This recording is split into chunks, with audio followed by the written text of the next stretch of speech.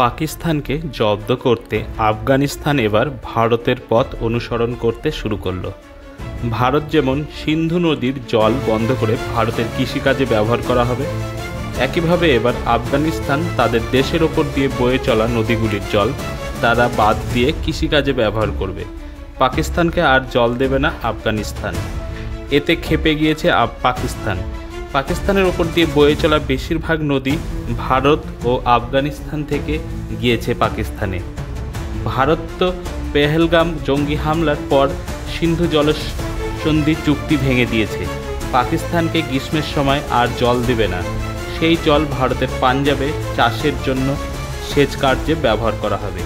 এবার একই পথ অবলম্বন করল আফগানিস্তানের তালিবানি সরকার। তারা ঘোষণা করল আর পাকিস্তানকে জল দেওয়া হবে না। বিভিন্ন বাঁধ ও ক্যানাল নির্মাণ করে আফগানিস্তানের কৃষিকাজে ব্যবহার করবে।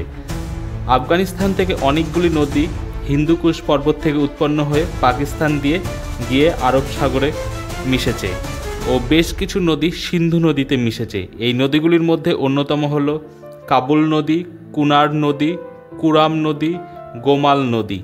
এই নদীগুলিতে যদি আফগানিস্তান বাঁধ তৈরি করে তাহলে পাকিস্তান মরুভূমিতে পরিণত হবে। পাকিস্তানে আর চাষাবাদ করতে পারবে না। এই জন্য পাকিস্তানের সেনা প্রধান ভারতের পর এবার আফগানিস্তানকে হুমকি দিতে শুরু করেছে।